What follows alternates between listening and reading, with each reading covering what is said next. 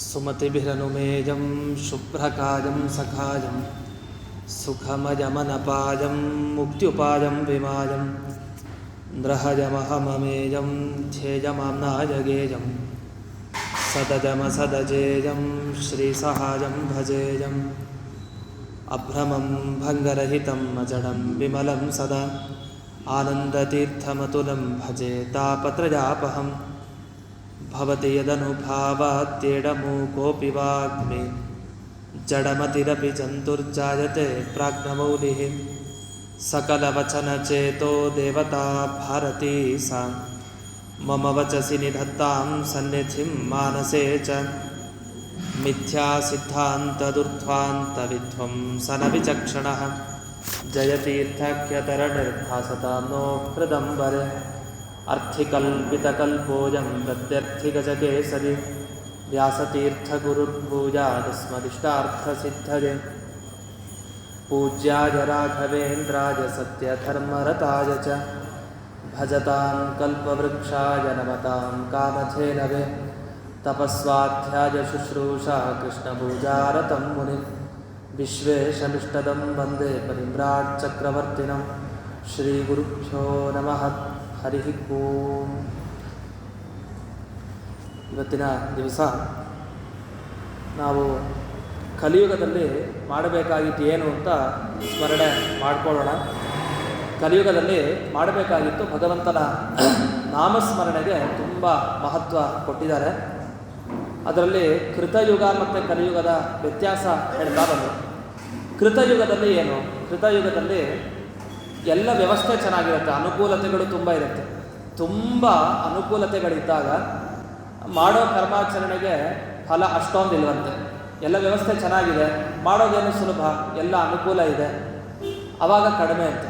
ಅದು ತುಂಬ ಕಷ್ಟದ ಪರಿಸ್ಥಿತಿಲಿದ್ದೀವಂತೆ, ತುಂಬ ಕಷ್ಟ ಮಾಡಲಿಕ್ಕೆ. ಆದರೆ ಕಷ್ಟ ಇದ್ದಾಗ ಚೂರು ಒಳ್ಳೆ ಕೆಲಸ ಮಾಡಿದರೂ ತುಂಬ ಫಲ ನಮಗೆ ಸಿಗತ್ತೆ ಅಂತ ಶಾಸ್ತ್ರದಲ್ಲಿ ಹೇಳಿದೆ. ಹಾಗಾದರೆ ಕಲಿಯುಗ ಎಂಥ ಕಷ್ಟ ಪರಿಸ್ಥಿತಿ, ನಮಗೆ ಸುತ್ತಲೂ ಮುತ್ತಲೂ ನೋಡಿದಾಗ ಎಷ್ಟು ಕಷ್ಟ ಅಂತ ನಮಗೆ ಗೊತ್ತಾಗುತ್ತೆ. ಇಷ್ಟಿದ್ರೂ ಒಂದು ಸ್ವಲ್ಪ ಧರ್ಮ ಕಾರ್ಯ ಮಾಡ್ತೀವಿ ಅಂದರೆ ಅದು ನಿಜವಾಗಿ ಒಳ್ಳೆ ಫಲ, ತುಂಬ ಫಲ ಕೊಡುತ್ತಂತೆ.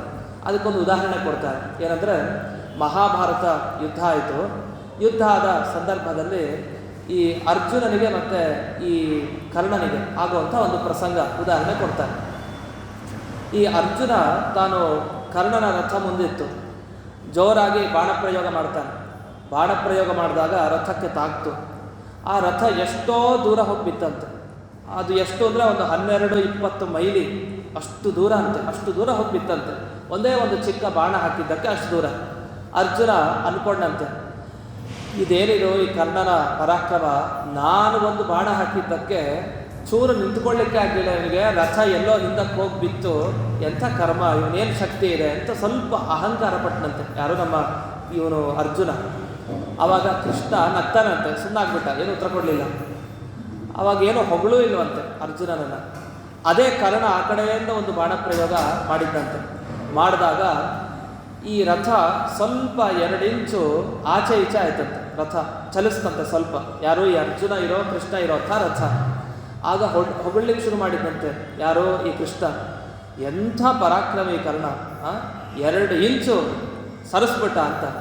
ಅರ್ಜುನನಿಗೆ ಒಂದೇ ಸಮನೆ ಕೋಪ ಬಂತಂತೆ. ಅಲ್ಲ, ನನ್ನ ಹತ್ರ ಇರೋನು ಕೃಷ್ಣ, ನನ್ನ ಪಾರ್ಟಿಯವನು, ನನ್ನ ಸಾರಥಿ, ಜೀವನದಲ್ಲಿ ಯಾವಾಗಲೂ ನನಗೆ ಉಪದೇಶ ಕೊಡೋನು, ಇವತ್ತೇನೋ ನನ್ನ ವಿರುದ್ಧ ಶತ್ರು ನಿಂತ್ಕೊಂಡಿರೋನು ಹೊಗಳಲಿಕ್ಕೆ ಶುರು ಮಾಡಿದ್ನಲ್ಲ, ಇದು ಹೊಗಳಿದ ತಪ್ಪು. ಸಿಕ್ಕಾಬಟ್ಟೆ ಸಿಟ್ಟು ಬಂತದ, ಬೈದಂತೆ ಅದು ಕೃಷ್ಣನನ್ನು. ಅಲ್ಲ, ನೀನು ಹೊಗಳಿದೆ, ನನ್ನನ್ನು ತಾನೇ ಹೊಗಳಬೇಕು, ನನ್ನವನು ನೀನು ಅವನನ್ನು ಯಾಕೆ ಹೊಗಳಿದೆ?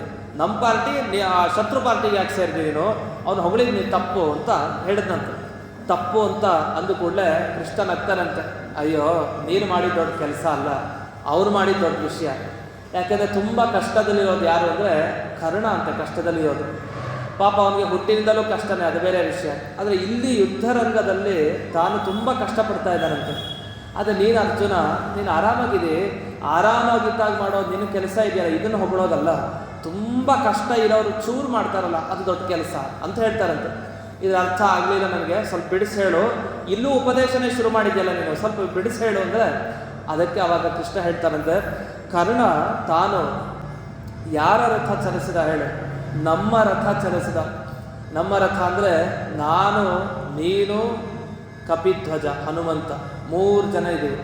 ನೀನು ಗಾಂಡೀವಧನ ಸತ್ಕೊಂಡಿದೆಯಾ, ನೀನು ಇಂದ್ರಾಂಶ ಅರ್ಜುನ, ನಾನು ಸಾಕ್ಷಾತ್ ಕೃಷ್ಣ ಪರಮಾತ್ಮ. ಅಂದರೆ ಇಡೀ ಸಮಸ್ತ ಭೂಮಂಡಲ ನನ್ನ ಹೊಟ್ಟೆ ಒಳಗಡೆ ಇದೆ. ಅಂಥ ವ್ಯಕ್ತಿ ನಾನು. ಸಮಸ್ತ ಭೂಮಂಡಲ ಹೊತ್ಕೊಂಡವನು ನಾನು. ಅದು ಬೇರೆ, ಪ್ರಾಣದೇವರು ಬೇರೆ ಇದ್ದಾರೆ. ಕಪಿಧ್ವಜ ಹನುಮಂತ ಧ್ವಜದಲ್ಲಿದ್ದಾನೆ. ಹಾಗಾದರೆ ಜೀವೋತ್ತಮ ಇಲ್ಲೇ ಇದ್ದಾನೆ ಈ ರಥದಲ್ಲಿ. ಈ ಕಡೆ ಜೀವೋತ್ತಮ ಆದ ಸರ್ವೋತ್ತಮನಾದ ನಾನಿದ್ದೀನಿ, ನೀನು ಬೇರೆ ಇದೆಯಾ, ಗಾಂಡೀವ ಧನಸ್ಸು ಬೇರೆ. ಎಷ್ಟು ಭಾರ ಇರಲಿಕ್ಕಿಲ್ಲ ರಥ. ಆ ರಥ ಅದು ಊಹಿಸ್ಕೊಳ್ಳಿಕ್ಕೂ ಸಾಧ್ಯ ಇಲ್ಲ. ಅಂಥ ರಥವನ್ನು ಕರ್ಣ ತಾನು 2 ಇಂಚು ಸರಿಸಿದ್ನಲ್ಲ, ಎಂಥ ಪರಾಕ್ರಮಿ ಅಂತ ಹೊಗಳಿದ್ನಂತೆ. ನೀನೇನು ಕರ್ಮ ಮಾಡಿದೆ, ನೀವೊಂದು ಕರ್ಣ, ಅವನೊಬ್ಬನೇ ಇದ್ದಾನೆ, ಅವನ ರಥ ಚಲಿಸೋದ್ರಲ್ಲಿ ಏನಿದೆ, ಅದು ಕಪಿಧ್ವಜನೂ ಇಲ್ಲ, ನಾನು ಅಲ್ಲಿ ಕೂತಿಲ್ಲ. ಅಂದರೆ ಅರ್ಥ ಏನಾಯಿತು ಅಂದರೆ, ತುಂಬ ಕಷ್ಟದ ಪರಿಸ್ಥಿತಿಯಲ್ಲಿದ್ದ ಕರ್ಣ ಸ್ವಲ್ಪ ಆಚೆ ಈಚೆ ಚಲಿಸಿದಾಗ ದೇವರು ಹೊಗಳಿಕ್ಕೆ ಪ್ರಾರಂಭ ಮಾಡ್ದ. ಅದೇ ಅರ್ಜುನನಿಗೆ ಎಲ್ಲ ವ್ಯವಸ್ಥೆ ಇದ್ದಾಗ 20 ಅಲ್ಲ 40 ಮೈಲಿ ದೂರ ಹಾಕಿದ್ರು, ಅದು ದೊಡ್ಡ ಕೆಲಸ ಅಲ್ಲ. ಅಭಿಪ್ರಾಯ ಕಲಿಯುಗ ತುಂಬ ಕಷ್ಟ. ಅದು ಕರ್ಣನ ಪರಿಸ್ಥಿತಿಯಲ್ಲಿ ಇದ್ದಾಗ ನಾವಿದ್ದೀವಿ. ಅದು ನಾವೇನು ಕೆಟ್ಟದ್ದು ಮಾಡೋದು ಬೇಡ, ದೇವರಿಗೊಂದು ಬಾಣ ಬಿಡೋದು ಬೇಡ, ಅರ್ಜುನನ ಥರ ದೇವತೆಗಳಿಗೆ ಬಾಣ ಬಿಡೋದು ಬೇಡ. ಆದರೆ ಮಾಡೋ 2 ನಿಮಿಷದ ಕೆಲಸ ಒಳ್ಳೆಯ ಕೆಲಸ ಆಯಿತು ಅಂದರೆ ಶ್ರದ್ಧೆಯಿಂದ ಫಲ ಮಾತ್ರ ಜಾಸ್ತಿ ಇದೆ ಅಂತ.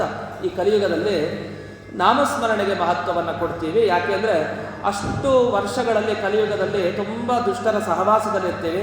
1-2 ನಿಮಿಷ ಯಾವತ್ತಾರು ಒಂದು ದಿವಸ ಶ್ರದ್ಧೆಯಿಂದ ಹರಿನಾಮ ಸ್ಮರಣೆ ಮಾಡಿದರೆ ತುಂಬ ಉತ್ತಮ ಫಲ ಅಂತ. ಅದಕ್ಕೆ ಅಜಾಮಿಳನ ದುಷ್ಟ ಅಂತ ನಮಗೆ ಗೊತ್ತಿದೆ. ಅಜಾಮಿಳ ತಾನು ತುಂಬ ದುಷ್ಟ, ವಾಸ್ತವಿಕವಾಗಿ ಅವನು ಎಷ್ಟು ಪಾಪಿಷ್ಠ, ಆದರೆ ಅಷ್ಟೇ ಸದಾಚಾರಿನೂ ಆಗಿದ್ದಂತೆ. ಒಂದಿಷ್ಟು ವರ್ಷಗಳ ಕಾಲ ತನ್ನ ತಂದೆ ಹೇಳಿದಂತೆ ಸದಾಚಾರ, ಒಳ್ಳೆ ಆಚರಣೆ ಇಟ್ಕೊಂಡಿದ್ದ. ಒಮ್ಮೆ ಕಾಡಿಗೆ ಹೋದ. ಯಾಕಾದರೂ ಕಾಡಿಗೆ ತನ್ನ ತಂದೆ ಕಳಿಸಿದ್ನೋ ಏನೋ ಪಾಪ. ಇವನು ಕಾಡಿಗೆ ಹೋಗಿದ್ದು ಯಾಕೆ, ಸಮಿತ್ತು ದರ್ಭೆ ತಗೊಂಬ ಅಂತ ಕಳಿಸ್ದ. ಇವನು ಹೋಗಿದ್ದೇ ತಡ, ಹೋದ ಸಮಿತ್ ದರ್ಭೆಯನ್ನು ತಗೊಂಬರೋದು ಬಿಟ್ಟು ಅಲ್ಲಿ ನೋಡ್ದ, ಯಾರನ್ನ ಒಂದು ಸ್ತ್ರೀ ನೋಡ್ದ. ಸ್ತ್ರೀ ವ್ಯಾಮೋಹತನಾಗ್ಬಿಟ್ಟ. ಸ್ತ್ರೀಯ ಜೊತೆಗೆ ವಿಹಾರ ಮಾಡಲಿಕ್ಕೆ ಶುರು ಮಾಡಿದ. ಇದು ಪುರಂಜರನ ಕಥೆ ಆಯಿತು. ಪೂರ್ಣ ವಿಹಾರ ಮಾಡಿಬಿಟ್ಟ.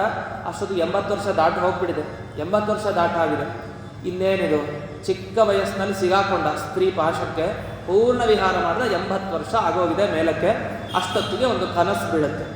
ಆ ಕನಸಿನಲ್ಲಿ ಯಮದೂತರು ಒಂದು ಕಡೆಯಿಂದ ಬಂದರು, ವಿಷ್ಣು ದೂತರು ಬಂದರು.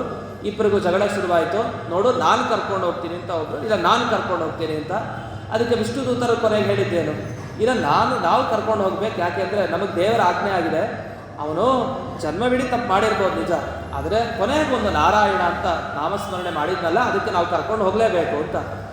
ಅದು ಏನು ಅವನ ಹೆಸರು, ದೇವರ ಹೆಸರೇನಲ್ಲ ನಿಜವಾಗಿ. ಅದು ಇಟ್ಟದ್ದು ಯಾರಿಗೆ, ತನ್ನ ಕೊನೆ ಮಗನಿಗೆ ನಾರಾಯಣ ಅಂತ ಹೆಸರಿಟ್ಟಿತ್ತು. ಏನೋ ಅಚಾನಕ್ಕಾಗಿ ತಾನು ನಮಸ್ಕಾರ ಸ್ಮರಣೆಯನ್ನು ಮಾಡಿದ ನಾರಾಯಣ ಅಂತ.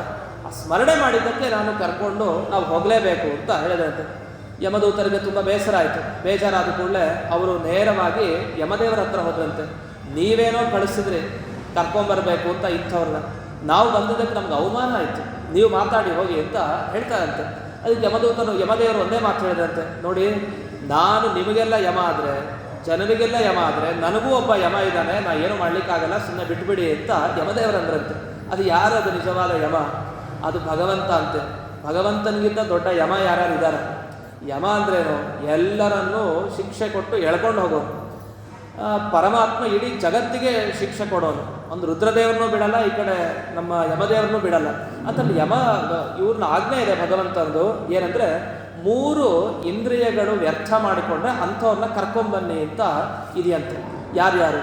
ಜಿಹ್ವಾನ ಭಕ್ತಿ ಭಗವದ್ ಗುಣನಾಮಧೇಯಂ ಚೇತಶ್ಚನ ಸ್ಮರತಿ ತಚ್ಚರಣಾರವಿಂದಂ ಕೃಷ್ಣಾಯನೋ ನಮತಿ ಶಿರ ಏಕದಾಪಿ ತಾನ್ ಆನಯತ್ವಂ ಅಸತಃ ಅಕೃತ ವಿಷ್ಣು ಕೃತ್ಯನ್.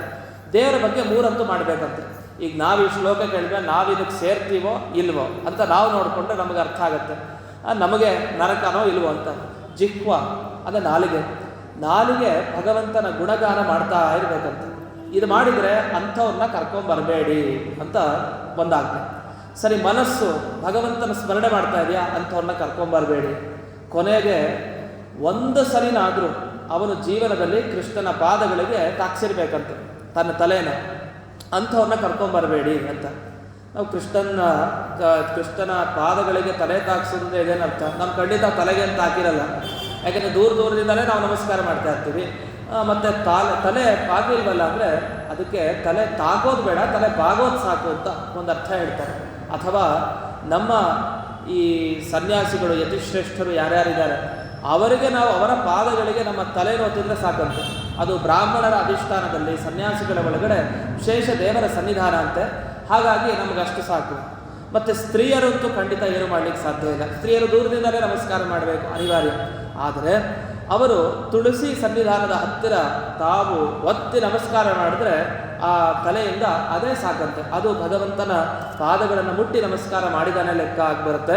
ಆದ್ದರಿಂದ ಈ ರೀತಿ ಭಗವಂತನ ಪಾದಗಳಿಗೆ ನಮ್ಮ ತಲೆಯನ್ನು ಸ್ಪರ್ಶ ಮಾಡಬೇಕಂತೆ. ಅಂಥ ಈ ಒಬ್ಬ ವ್ಯಕ್ತಿ ಆದರೆ ಅವನು ಮಾತ್ರ ಎಂದಿಗೂ ಯಮದೂತರ ಹತ್ರ ಹೋಗೋದಿಲ್ಲ, ಯಮನ ಹತ್ರ ಹೋಗೋದಿಲ್ಲ ಅಂತ.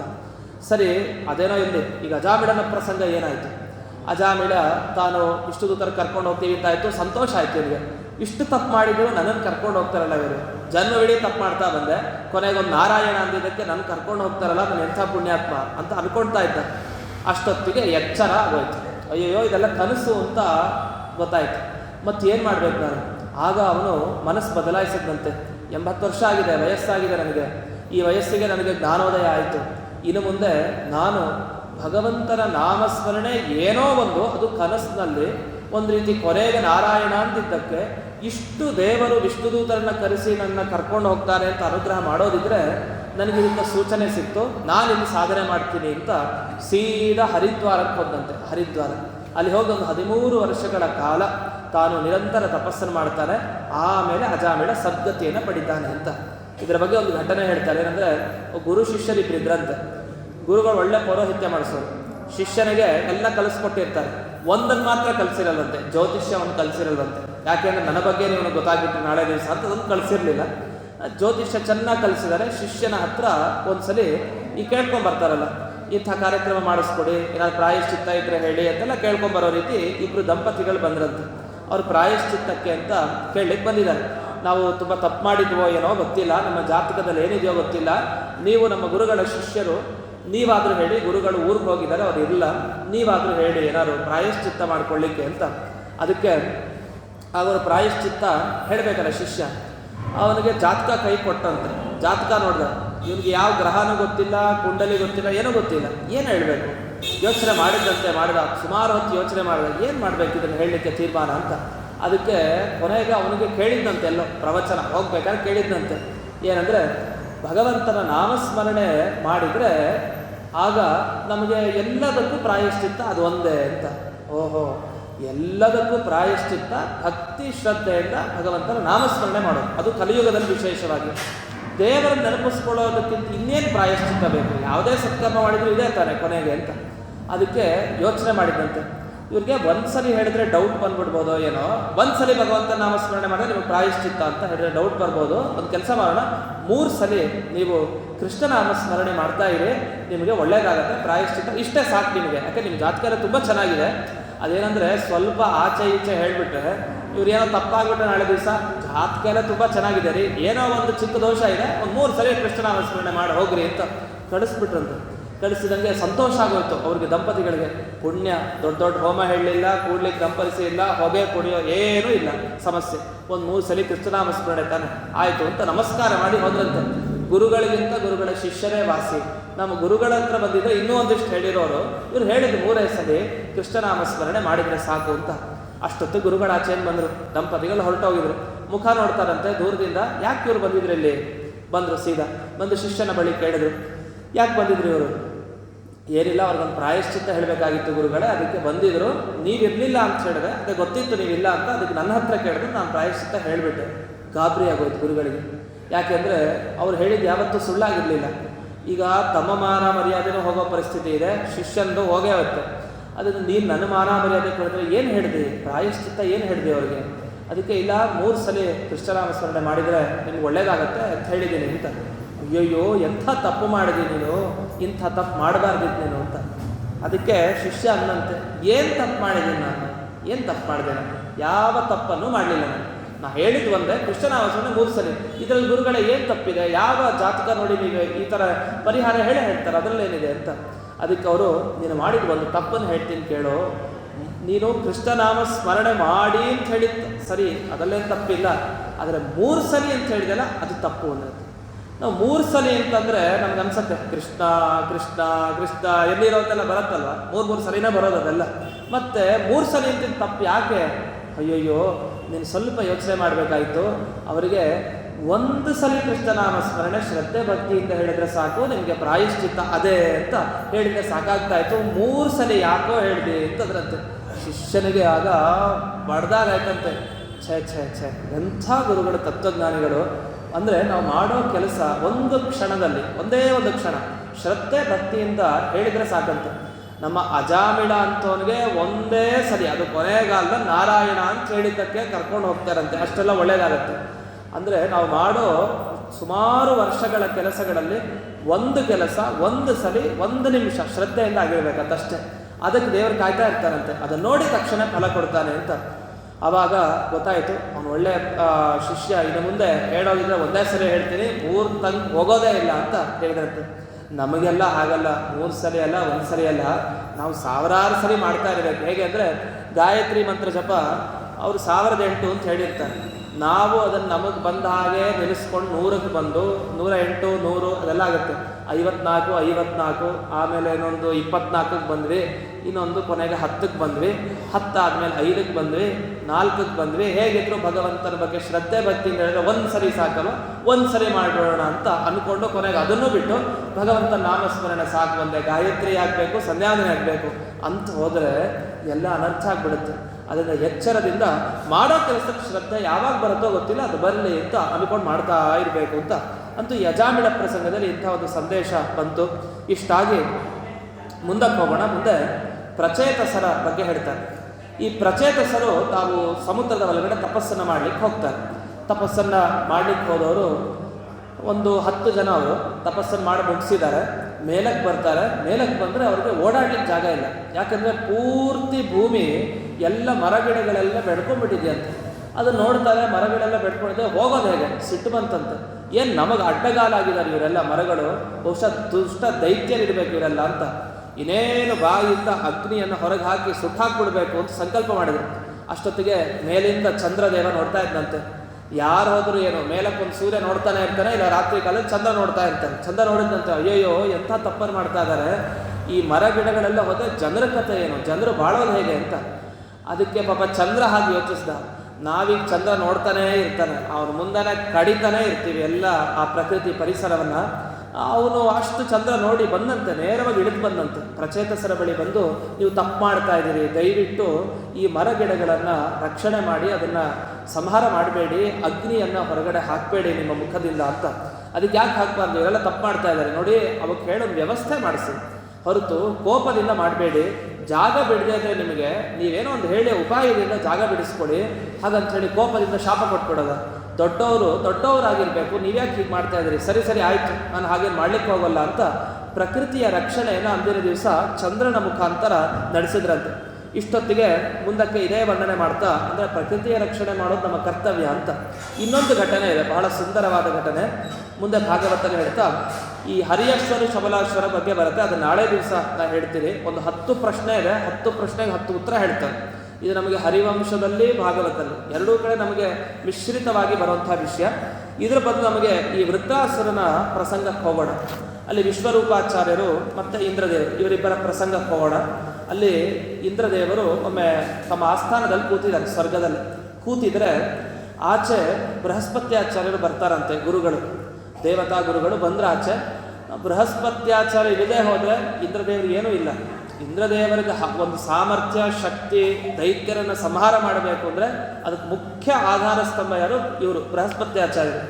ಗುರುಗಳು ದೂರ ಬಂದರೆ ಅವರು ನೋಡಿ ಇವರು ಆಸನ ಬಿಟ್ಟುಕೊಟ್ಟು ಪಕ್ಕದಲ್ಲಿ ನೀವು ಕೂತ್ಕೊಳ್ಳಿ ಅಂತ ಹೇಳಿ ಅವರನ್ನು ಕೂಡಿಸಿ ಇವರು ಬಂದು ಕೂಡಬೇಕಾಗಿತ್ತು.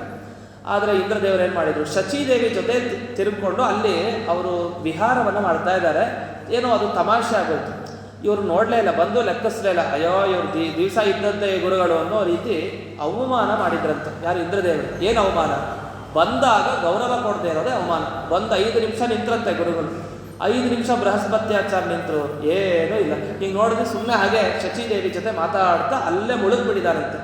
ಮುಳುಗಿದಾಗ ಏನು ಮಾಡಲಿಲ್ಲ ಬೃಹಸ್ಪತ್ಯಾಚಾರ್ಯರು. ತಾವು ವಾಪಸ್ಸು ಹೊರಟ್ಬಿಟ್ರಂತೆ. ಇಲ್ಲಿ ಬೇಡ ಇಲ್ಲಿರೋದು ಅಂತ ವಾಪಸ್ಸು ಹೊರಟರು. ಆ ಹೊರಟಿದ್ದೇ ತಡ ಇಂದ್ರದೇವರಿಗೆ ಕೆಟ್ಟ ಕಾಲ ಶುರುವಾಯಿತು. ಅಂದರೆ ಯಾವಾಗ ನಮ್ಮಿಂದ ಗುರುಗಳು ಸ್ವಲ್ಪ ದೂರಕ್ಕೆ ಹೋಗ್ತಾರೋ ನಮಗೆ ಕೆಟ್ಟ ಕಾಲ ಶುರುವಾಯಿತು ಅಂತ. ಅದೇನಂದರೆ ಜಾತಕದಲ್ಲೂ ಹಾಗೆ ಎಲ್ಲ ಕೆಟ್ಟದಾಗಬೇಕು ಅಂತಿರುತ್ತೆ. ಆದರೆ ಗುರುಗಳು, ರಾಯರು, ಹೀಗೆ ಅನೇಕ ಗುರುಗಳು ಸೇವೆ ಮಾಡ್ತಾ ಇರ್ತಾರೆ. ಬಹಳ ನಂಬಿಕೆ, ಬಹಳ ಶ್ರದ್ಧೆ, ಬಹಳ ಸೇವೆ ಮಾಡ್ತಾ ಇರ್ತಾರೆ. ಏನ್ರಿ ನಿಮ್ಮ ಜಾತಕದಲ್ಲಿ ಹೀಗೆಲ್ಲ ಇದೆ, ಆಗಲಿಲ್ಲ ನಿಮಗೆ, ನಾ ಹೇಳ್ತಾ ಇದ್ದೀನಿ ಜ್ಯೋತಿಷಿ, ನಿಮ್ಗೆ ಆಗಲೇಬೇಕು ಹೀಗೆ ಅಂತ ಕಟ್ಟ ಹೀಗೆ ಪಕ್ಕ ಹೀಗೆ ಹೇಳ್ತಾರೆ. ಹೇಳಿದ ಕೂಡ ನಮ್ಗೇನೂ ಆಗಿಲ್ಲ, ನಾವು ಆರಾಮಾಗಿದ್ದೀವಿ ಅಂತ. ಆಮೇಲೆ ಕೊನೆಗೆ ಹೇಗ್ರಿ ಆರಾಮಾಗ್ಲಿಕ್ಕೆ ಸಾಧ್ಯ? ಈಗ ನೀವೇ ನೋಡ್ತಾ ಇರೋ, ನಾನು ಮುಂದೆ ಕೂತಿದ್ದೀನಲ್ಲ, ಆರಾಮಾಗಿದ್ದೀನಿ, ಅದೇ ನಮಗೊಂದು ಮುಹೂರ್ತ ಇಟ್ಕೊಡಿ ಬಂದಿದ್ದೀವಿ ಅಷ್ಟೇ ಅಂತ ಆಮೇಲೆ ಗಮನಿಸಿದ್ರೆ ನಿಮಗೆ ಗುರುದೃಷ್ಟಿ ಚೆನ್ನಾಗಿದೆ ರೀ, ಅದಕ್ಕೆ ಆರಾಮಾಗಿದ್ದೀರಿ ಅಂತ. ಮತ್ತು ಗುರುಗಳು ಒಬ್ಬರಿದ್ದರೆ ಯಾವುದೇ ಗ್ರಹಗಳು ಎಲ್ಲ ಸರಿಯಾಗಿ ಮಾಡಿಸಿ ಅವರ ಅನುಗ್ರಹವನ್ನು ಮಾಡ್ತಾರೆ. ಅದೇ ರೀತಿ ಇವನು ಗುರುಗಳ ಒಂದು ಅವಕೃಪೆಗೆ ಪಾತ್ರನಾಗಿದ್ದರಿಂದ ಇಂದ್ರದೇವರು ದೈತ್ಯರ ಆಕ್ರಮಣ ಆಯಿತು. ದೈತ್ಯರು ಬಂದರು, ಯುದ್ಧ ಮಾಡಿದ್ರು, ಸೋತ ಇಂದ್ರದೇವ. ಆಗ ಯೋಚನೆ ಮಾಡಿದ್ದಂತೆ, ಅಯ್ಯೋ ಈ ಬೃಹಸ್ಪತ್ಯಾಚಾರ ಇಲ್ಲದೆ ಹೋದ್ರೇನು, ವಿಶ್ವರೂಪಾಚಾರನ ಕರ್ಕೊಂಬರ್ತೀನಿ ಅಂತ ವಿಶ್ವರೂಪಾಚಾರನ ಕರ್ಕೊಂಬಂದಂತೆ ಇಂದ್ರದೇವ.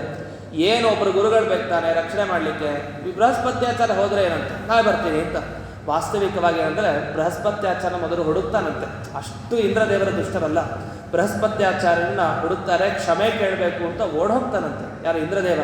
ಕ್ಷಮೆ ಕೇಳಬೇಕು ಅಂತ ಓಡೋದ್ರೆ ಬೃಹಸ್ಪತ್ಯಾಚಾರ್ಯರು ಎಸ್ಕೇಪ್, ಕಾಣಿಸ್ತಾ ಇಲ್ಲ. ಅವರು ಬೃಹಸ್ಪತ್ಯಾಚಾರ್ಯ ಇಲ್ಲಿರ್ಬೋದು ಅಂತ ಅವರ ಮನೆಗೆ ಹೋದರೆ ಅಲ್ಲಿರಲ್ಲ. ಇನ್ನೊಂದು ಎಲ್ಲೋ ಕಡೆ ದೇವಸ್ಥಾನದಲ್ಲಿ ಇರ್ತಾರೆ, ಅಲ್ಲೂ ಇಲ್ಲ. ಬೃಹಸ್ಪತ್ಯಾಚಾರ್ಯ ಹೇಗೆ ಆಟ ಆಡಿಸ್ಬಿಟ್ರು ಅಂದರೆ, ನಾನು ಇಂದ್ರದೇವರಿಗೆ ಕಾಣಿಸಲ್ಲ ಅಷ್ಟೇ, ಶಾಪ ಕೊಡಲಿಲ್ಲ, ಕಾಣಿಸಲ್ಲ ಅಷ್ಟೇ. ಗುರುಗಳು ತಾವು ನಮಗೆ ಸಿಗದೇ ಇದ್ರೆ ಸಾಕಂತೆ ನಮ್ಗೆ ಅನಿಷ್ಟಗಳು ಪ್ರಾರಂಭ ಆಗಲಿಕ್ಕೆ. ಅವರು ನಮಗೆ ಶಾಪ ಕೊಡೋದು ಬೇಡ, ಅವ್ರು ಸುಮ್ಮನೆ ಮೌನವಾಗಿ ಕೂತು ಬಿಟ್ಟರೆ ನಮಗೆ ಕಾಣಿಸ್ತಾ ಇದ್ರೆ ಸಾಕಂತೆ. ಸರಿ, ಶುರುವಾಯಿತು ಎಡವಟ್ಟು. ಕೊನೆಗೆ ವಿಶ್ವರೂಪಾಚಾರ್ಯರನ್ನ ಆಮೇಲೆ ಹಿಡಿದಂತೆ ಬಂದು ವಿಶ್ವರೂಪಾಚಾರ್ಯರನ್ನ ಬೃಹಸ್ಪತ್ಯಾಚಾರ್ಯರ ಜಾಗದಲ್ಲಿ ಬಂದು ಕೂರಿಸಿದ ಇಂದ್ರದೇವ. ನೋಡಿ, ದಯವಿಟ್ಟು ನನ್ನನ್ನು ನೋಡ್ಕೊಳ್ಳಿ, ದೈತ್ಯರ ಆಕ್ರಮಣ ಆಗೋಗಿದೆ, ರಕ್ಷಣೆ ಮಾಡಿ, ನಾನು ನೋಡ್ಕೊತೀನಿ, ಯೋಚನೆ ಮಾಡಬೇಡ. ಸರಿ, ಎಲ್ಲ ರಕ್ಷಣೆ ಮಾಡ್ತೀನಿ ಅಂತ ವಿಶ್ವರೂಪಾಚಾರ್ಯರು ತಾವು ಬಂದರು, ರಕ್ಷಣೆ ಮಾಡಿದರು. ಆಶ್ಚರ್ಯ ಅಂದರೆ ಅವರೊಂದು ಉಪದೇಶನೂ ಕೊಟ್ಟರಂತೆ. ನಾರಾಯಣ ಕವಚ ಉಪದೇಶ ಕೊಟ್ಟರಂತೆ. ಯಾರು? ಇಂದ್ರದೇವರಿಗೆ. ನಾರಾಯಣ ಕವಚ ನಮ್ಗೆ ಗೊತ್ತೇ ಇದೆ, ಪ್ರಸಿದ್ಧ. ಪಾರಾಯಣ ಮಾಡ್ತಾ ಅವ್ರು ಬಹಳವಾಗಿ ಅದನ್ನು ಪಾರಾಯಣ ಮಾಡಿ, ಈ ಬದುಕೋ ನೀನು ಆರಾಮಾಗಿ ಅಂತ ರಕ್ಷಣೆ ಕೊಳ್ಳು ಅಂತ ಹೇಳಿದ್ರಂತೆ. ಸರಿ ಆಯಿತು ಅಂತ ಪಾರಾಯಣ ಮಾಡಿದ ಇಂದ್ರದೇವ. ಅಷ್ಟೊತ್ತಿಗೆ ವಿಶ್ವರೂಪಾಚಾರ್ಯ ಮಾಡಿದ್ದು ಏನು ಅಂತ ಒಂದು ಘಟನೆ ಹೇಳ್ತಾರೆ. ವಿಶ್ವರೂಪಾಚಾರ್ಯರು ಎಂದಿಗೂ ದೈತ್ಯರಿಗೆ ಸಪೋರ್ಟ್. ಅವ್ರು ಹೇಗಂದರೆ ಮುಂದೆ ಮುಖ ಮಾತಾಡ್ತಾ ಚೆನ್ನಾಗಿ ನಗ್ತಾ ಮಾತಾಡ್ತಾರೆ, ಅಲ್ಲಿ ಇನ್ನೊಂದು ಕಡೆ ಹೋದ ಕೂಡಲೇ ಇನ್ನೊಂದು ಅರ್ಥ ಹಾಗೆ ಅಂತ. ಯಾಕೆಂದರೆ ವಿಶ್ವರೂಪಾಚಾರ್ಯಗೆ 3 ಮುಖ ಇತ್ತಂತೆ. ವಿಶ್ವರೂಪಾಚಾರ್ಯಗೆ 3 ಮುಖ. ನಮ್ಮ ಚತುರ್ಮುಖ ಬ್ರಹ್ಮದೇವರಿಗೆ 4, ಇವರಿಗೆ 3. 3ರಲ್ಲಿ ಒಂದು ಮುಖದಿಂದ ಏನು ಮಾಡ್ತಾಯಿದ್ರು? ಸೋಮಪಾನ ಮಾಡ್ತಾ ಇದ್ರಂತೆ. ಒಳ್ಳೆ ಮುಖ ಅದು. ಸೋಮಪಾನ ಅಂದರೆ ಯಾಗದಲ್ಲಿ ಒಂದು ಸೋಮಯಾಗ ಅಂತ ಬಹಳ ಪ್ರಸಿದ್ಧ. ಆ ಸೋಮಯಾಗದಲ್ಲಿ ಒಂದು ಸೋಮ ಬಳ್ಳಿ ಇರುತ್ತೆ, ಅದನ್ನು ಹಿಂಡಿ ಒಂದು ರಸ ತೆಗಿತಾರೆ, ಅದನ್ನು ಆಹುತಿಯಲ್ಲಿ ಹಾಕ್ತಾರೆ, ಕೊನೆಗೊಂದು ಸ್ವಲ್ಪ ಪ್ರಸಾದ ಅಂತ ಕೊಡ್ತಾರೆ. ಸೋಮಪಾನ ಮಾಡಬೇಕು. ಆ ಸೋಮಪಾನ ಮಾಡಿದರೆ ಶಾಸ್ತ್ರದ ಪ್ರಕಾರ ಅವನು ಮೋಕ್ಷಕ್ಕೆ ಹೋಗ್ತಾರೆ ಅಂತ ಇದೆ. ಹಾಗಂಥೇಳಿ ನಾವೆಲ್ಲ ಇಂದಿನ ದಿವಸ ಸೋಮಯಾಗನೂ ನಡೆಯುತ್ತೆ. ಸೋಮಪಾನ ಮಾಡಿದ್ರೆ ಮೋಕ್ಷಕ್ಕೆ ಹೋಗಲ್ಲ, ಮೋಕ್ಷ ನೀಡುವಂಥ ತತ್ವಜ್ಞಾನ ಬರುವಂಥ ಶಾಸ್ತ್ರಾಧ್ಯಯನ ಮಾಡೋ ಭಾಗ್ಯ ಸಿಗತ್ತೆ ಅಂತ ತಾತ್ಪರ್ಯ. ಮೋಕ್ಷಕ್ಕೆ ಹೋಗೋದು ಅಷ್ಟೇನು ಸುಲಭ ಅಲ್ಲ, ಕಷ್ಟದಿಂದ ಪಾರಾಗ್ಬೋದು. ಒಂದಿಷ್ಟು ಕಷ್ಟಗಳಿಂದ ಮೋಕ್ಷಕ್ಕೆ ಹೋಗೋದು ಭಾಳ ಕಷ್ಟ. ಸರಿ, ವಿಶ್ವರೂಪಾಚಾರ್ಯ 3 ಮುಖದಲ್ಲಿ ಒಂದು ಮುಖ ನೋಡಿದ್ವಿ. ಇನ್ನೊಂದು ಮುಖ ಅದು ಅನ್ನ ಸ್ವೀಕಾರ ಮಾಡುವಂಥ ಮುಖ ಅಂತೆ. ಇನ್ನೊಂದು 3ನೇ ಮುಖ ಇತ್ತಂತೆ. ಅದು 2 ಮುಖ ಮುಂದೆ ಚೆನ್ನಾಗಿ ಕಾಣ್ತಾ ಇತ್ತು. ಇನ್ನೊಂದು ಮುಖದಿಂದ ಮದ್ಯಪಾನ ಮಾಡ್ತಾ ಇದ್ರಂತೆ. ಮದ್ಯಪಾನ. ಹಾಗಾದರೆ ಸೋಮಪಾನ ಮಾಡ್ತಾರೆ, ಇನ್ನೊಂದು ಕಡೆ ಅನ್ನ ತಿಂತಾರೆ, ಇನ್ನೊಂದರಿಂದ ಮದ್ಯಪಾನ ಮಾಡ್ತಾ ಇದ್ರಂತೆ ವಿಶ್ವರೂಪಾಚಾರ್ಯರು. ಆವಾಗ ಇವ್ರಿಗೆ ಗೊತ್ತಾಗಿಲ್ಲ. ಒಂದು ಸಲ ಇನ್ನೊಂದು ಮುಖದಿಂದ ದೈತ್ಯರಿಗೆ ಸಪೋರ್ಟ್ ಮಾಡಿದ್ರಂತೆ. ದೈತ್ಯರು ಮತ್ತೆ ಅವ್ರು ಇಲ್ಲೇ ಇರ್ಲಿಲ್ವಂತೆ. ಆ ಸಲ ವಿಶ್ವರೂಪಾಚಾರ್ಯರು ದೈತ್ಯರೆಲ್ಲ ಆಕ್ರಮಣ ಮಾಡಿಬಿಟ್ರು. ಇಂದ್ರದೇವರಿಗೆ ಗೊತ್ತಾಗಲಿಲ್ಲ. ಆಗ ಒಂದು ಮಾತನ್ನು ಹೇಳ್ತಾರೆ, ವಿಶ್ವರೂಪಾಚಾರ್ಯರಿಗೇನೋ 3 ಮುಖ, ಮಾಡಿದ್ದು 3 ಕೆಲಸ. ಆದರೆ ನಮ್ಮ ಮನುಷ್ಯರೆಲ್ಲ ವಿಶ್ವರೂಪಾಚಾರ್ಯರನ್ನು ಮೀರಿಸ್ಬಿಟ್ಟಿದ್ದೀವಂತೆ. ನಮಗೆ 4 ಅಲ್ಲ ಅಥವಾ 3 ಮುಖ ಅಲ್ಲ, ಇರೋದು ಒಂದೇ ಮುಖ ಅಂತೆ. ಆದರೆ ವ್ಯಾಪಾರಗಳು ಮಾತ್ರ ಅನಂತ ವ್ಯಾಪಾರಗಳಂತೆ. ಅದನ್ನು ನಾವೇ ಅಂದರೆ ತೀರ ವಿಶ್ವರೂಪಾಚಾರ್ಯರ ಥರ 3 ಮುಖ ಹೊತ್ತಿಲ್ಲದೆ ಇದ್ದರೂ 1 ಮುಖದಿಂದಲೇ ಅವರಿಗಿಂತ ಜಾಸ್ತಿ ಕೆಲಸ ನಾವು ಮಾಡ್ತೀವಿ ಅಂತ ಅಂದರೆ ಅಭಿಪ್ರಾಯ. ಯಾವುದೇ ಒಂದು ಮುಖವನ್ನು ಇಟ್ಟುಕೊಂಡಿದ್ರೆ ನೇರ ಮುಖ ಇರಬೇಕಂತೆ. ಅದು ಹಿಂದೊಂದು ಮುಂದೊಂದು ಆಚೆ ಒಂದು ಹೀಗೆಲ್ಲ ಹೋಗ್ತಾ ಹೋದರೆ ವಿಶ್ವರೂಪಾಚಾರ್ಯರ ಥರ ಆಗ್ಬಿಡ್ತೀವಿ. ಕೊನೆಗೆ ಇಂದ್ರದೇವರಿಗೆ ಗೊತ್ತಾಯಿತು, ನಮ್ಮ ಗುರುಗಳೇ ಗುರುಗಳು, ಬೇರೆ ಗುರುಗಳು ಬೇಡ ನಮಗೆ, ದೈತ್ಯರ ಗುರುಗಳು ಅಂಥೇಳಿ ಕೊನೆಗೆ ಇವರನ್ನ ಬೃಹಸ್ಪತ್ಯಾಚಾರ್ಯನ ಕರ್ಕೊಂಬರ್ತಾರೆ. ಆಯಿತು ಅಂತ ಈಗ ಬುದ್ಧಿ ಬಂತಲ್ಲ, ಒಂದ್ಸಲಿ ಇನ್ನೊಬ್ಬರು ಗುರುಗಳನ್ನ ಕೂಡಿಸಿ ಬುದ್ಧಿ ಬಂತಲ್ಲ, ಆಯಿತು ಅಂತ ನಿನಗೆ ಅನುಗ್ರಹ ಮಾಡ್ತೀನಿ ಅಂತ ಅನುಗ್ರಹ ಮಾಡಿದರು. ಆದ್ದರಿಂದ ಭಾಗವತದ ಉಪದೇಶ ಸಂದೇಶ ಏನು ಅಂದರೆ, ತದ್ದೇವ ಹೇಳನಂ ತಸ್ಯ ಧರ್ಮಾಲೀಕಂ ಸುರೇಶ್ವರ ಆಲಕ್ಷ್ಯತರಸಾ ಭೀತಃ ತತ್ ಶೀರ್ಷಾಣ್ಯಚ್ಚಿನ ಕೃಷ. ಅದರಿಂದ ಏನಾಯಿತು, ದೇವ ಹೇಳನಂ, ಗುರುಗಳ ಅವಮಾನ, ದೇವರಿಗೆ ಅವಮಾನ ಎಂದೆಂದಿಗೂ ಮಾಡಲೇಬಾರ್ದು. ಆಗ ಇಂದ್ರದೇವರೇನು ಮಾಡಿದರು, ವಿಶ್ವರೂಪಾಚಾರ್ಯರ 3 ತಲೆನೂ ಕತ್ತರಿಸ್ಬಿಟ್ರಂತೆ, 3 ತಲೆನ ಕತ್ತರಿಸಿ ಹಾಕ್ಬಿಟ್ರು. ಆ ಸಿಟ್ಟು ಬಂತಲ್ಲ, ತ್ವಷ್ಟು ಪ್ರಜಾಪತಿ ಒಂದು ಯಾಗ ಮಾಡ್ದ, ವೃತ್ರಾಸುರ ಬೆಳಿಲಿ ಅಂತ. ಆದರೆ ವೇದ ಮಂತ್ರ ಹೇಳಬೇಕಾದ್ರೆ ಯಾಗದಲ್ಲಿ ಬಹಳ ಎಚ್ಚರ ಇರಬೇಕು. ಯಾಗದಲ್ಲಿ ವೇದ ಮಂತ್ರ ಹೇಳಬೇಕಾದ್ರೆ ನಮಗೇನಾಗ್ಬಿಡುತ್ತೆ, ಈಗೆಲ್ಲ ಹೊರಗಡೆ ಕೇಳ್ತಾ ಇರ್ತೀವಿ, ಕೆಲವು ಹೊರಗಡೆ ಎಲ್ಲೋ ಯಾರೋ ಹೇಳ್ತಾ ಇರ್ತಾರೆ ವೇದ ಮಂತ್ರಗಳು ಜೋರಾಗಿ, ಆಚೆ ಈಚೆ ಏನೇನೋ ಸ್ವರಗಳ ಆಚೆ ಈಚೆ ಆಗ್ತಾ ಇರುತ್ತೆ. ಇವರು ತ್ವಷ್ಟು ಪ್ರಜಾಪತಿಗಳು ತುಂಬ ಚೆನ್ನಾಗಿ ಗೊತ್ತಿದೆ ಅವರಿಗೆ. ಅವ್ರಿಗೇನಂದರೆ ತಮ್ಮ ಮಗನಿಗೆ ವಿಶ್ವರೂಪಾಚಾರ್ಯನ ಕೊಂದಿದ್ದು ಯಾರು, ಇಂದ್ರದೇವರು. ಅವ್ರ ಮೇಲೆ ಸಿಟ್ಟು, ಒಂದು ಮಂತ್ರ ಹೇಳ್ತಾ ಇರುತ್ತೆ, ಇಂದ್ರ ಶತ್ರುರು ವರ್ಧಸ್ವ, ಇಂದ್ರನ ಶತ್ರು ಬೆಳೀಲಿ ಅಂತ ಒಂದು ಹೋಮ ಆಹುತಿ ಹಾಕ್ತಾ ಇರ್ತಾರೆ. ಕೆಟ್ಟದ್ದನ್ನು ಯೋಚಿಸಿ ಹೋಮ ಮಾಡಿದ್ರಲ್ಲ, ಅದು ಎಷ್ಟು ಕೆಟ್ಟದಾಯಿತು ಅಂದರೆ, ಇಂದ್ರನನ್ನು ಸಾಯಿಸೋ ಮಗ ಬೆಳೀಲಿ ಅಂತಂದರೆ ಇಂದ್ರನೇ ಸಾಯಿಸೋಂಥ ಮಗ ಬೆಳೀಲಿ ಅಂತ ಮಂತ್ರದ ಅರ್ಥ ಆಗೋಯ್ತು, ಎಡವಟ್ಟಾಗೋಯ್ತು, ವಿಪರೀತ. ಇಂದ್ರ ಶತ್ರು ಅಂದರೆ ಇಂದ್ರ ಕೊಲ್ಲೋಂಥ ಒಬ್ಬ ಶತ್ರು ಬೆಳೀಲಿ ಅಂತ, ಇಂದ್ರನ ಕೊಲ್ಲೋ ಶತ್ರು ಅಲ್ಲ. ಕೊನೆಗೆ ಅಂಥ ಆಹುತಿ ಕೊಟ್ಟರು, ಅಂಥ ವ್ಯಕ್ತಿ ಬೆಳೆದ. ಮುಂದೆ ಇಂದ್ರ ತಾನು ತನ್ನ ವಜ್ರಾಯುಧದಿಂದ ತಾನು ವೃತ್ರಾಸುರನ್ನು ಸಂಹಾರ ಮಾಡಿದ ಅನ್ನುವ ಘಟನೆ ಇಲ್ಲಿವರೆಗೆ ಬಂತು. ಇನ್ನು ಮುಂದಕ್ಕೆ ನಾವು ಈ ಹಿಂದೆ ಹೇಳಿದಂತೆ 10 ಪ್ರಶ್ನೆಗಳು, ಆ ಉತ್ತರಗಳು, ಜೊತೆಗೆ ಪ್ರಹ್ಲಾದ ರಾಜರ ಬಗ್ಗೆ ಮುಂದೆ ನರಸಿಂಹ ಪ್ರಾದುರ್ಭಾವದ ಘಟನೆಯನ್ನು ನಾಳೆ ದಿವಸ ನೋಡೋಣ. ನಾಳೆ ದಿವಸ ಬೇಗನೆ ಬರ್ತೀನಿ. ಸ್ವಲ್ಪ ಟ್ರಾಫಿಕ್ ತುಂಬ ಇತ್ತು, ಸ್ವಲ್ಪ ಇನ್ನೂ ಬೇಗ ಹೊರಟು ಬರ್ತೀನಿ. ನಾಳೆ ಬೇಗ ಬರ್ತೀನಿ ಅಂತ ಹೇಳ್ತಾ ಇಂದಿನ ಈ ಉಪನ್ಯಾಸವನ್ನು ಅಸ್ಮದ್ ಗುರುವಂತರ್ಗತ ವ್ಯಾಸತೀರ್ಥ ಗುರುವಂತರ್ಗತ ಭಾರತೀರಮಣ ಮುಖ್ಯ ಪ್ರಾಣಾಂತರ್ಗತ ಶ್ರೀಮನ್ಮೂಲ ಗೋಪಾಲಕೃಷ್ಣನಿಗೆ ಅರ್ಪಣೆ ಮಾಡ್ತೇವೆ. ಶ್ರೀಕೃಷ್ಣಾರ್ಪಣ.